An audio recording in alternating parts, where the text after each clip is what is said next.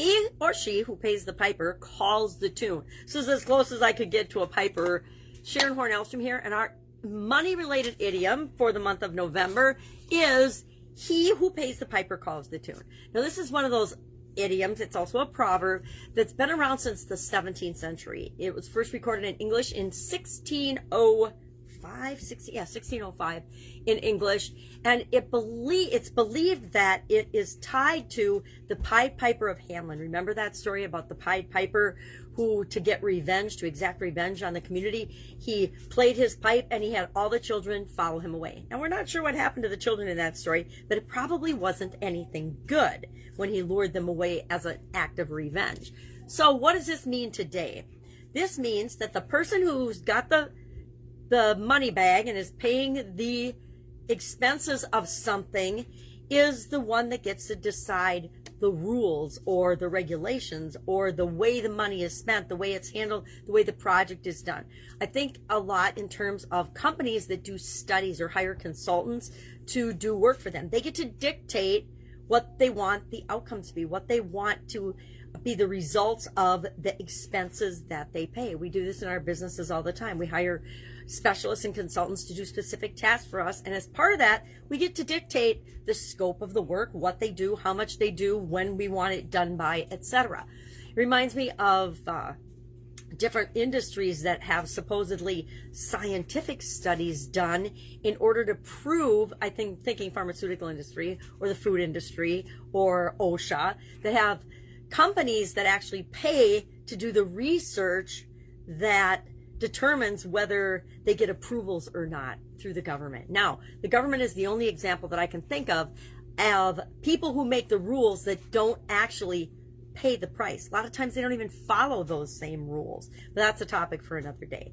So how and where have you seen this type of a principle? He who pays the piper calls the tune. He who pays the bills gets to write their own ticket. I've seen it in the FDA, the USDA, OSHA, the pharmaceutical industry, different industries I've been a part of. I've seen it a lot where companies will be the leaders of that industry's technical committees or oversight committees, and they get to write the rules for everybody else. Now, if you're a great big player and you're part of the process of writing those rules, it's a huge advantage. It's a huge competitive advantage for your business in that particular industry. I saw it a lot in the food industry. I saw it a lot in the personal care industry. I've seen it in a lot of industries, and I've been on the upside of helping to create and write those processes and procedures and systems for certain industries, and it is by no means a level playing field. So we don't want to convince ourselves that it is. We just need to know that that goes on and that we're aware of it. So where in your business, where in your industry, where in the world have you seen this played out? He who pays the piper, or she, or whatever your pronouns are, whoever, some entity, can be a human, could be an institution, could be a university, could be a business, could be a nonprofit organization, whatever, could be a scientific community, could be a government that's paying the bills. And if they're paying the bills, guess what? They get to say how the research is done, how the results are recorded, whether they're recorded or not. COVID is a huge example of this, and he who pays the piper gets to decide what they are and are not going to report. So, curious what your experience with this particular idiom has been. I've had a lot of experience with this. Knowing who's paying the bills has control over the process, and we don't necessarily like it, but we also need to remember that we have to deal with the world we live in and figure out how we're going to respond, what kind of character we're going to show up as, how our business is going to interact with the rest of the world in order to create what it is that we want in the world. And hopefully it's to make the world a better place. That's my purpose.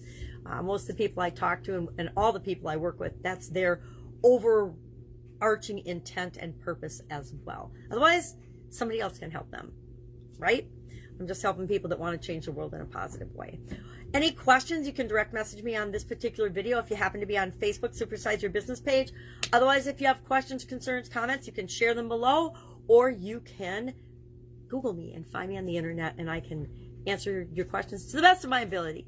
If there's an idiom related to money that you would like to know this month in November, hit me up. Otherwise, I've got a whole bunch of them that I'm just choosing from randomly to talk about every day. And I think this is a great way to start the week, keeping in mind that we control what we can control. We have plans in place to deal with the things that we can't control. And we keep in mind that there are always going to be things that we have absolutely zero control over. And it's up to us as business owners and business builders and examples for the rest of the world to best determine how to respond and reflect and behave given those circumstances. Have an awesome day, and I will, of course, be with you tomorrow.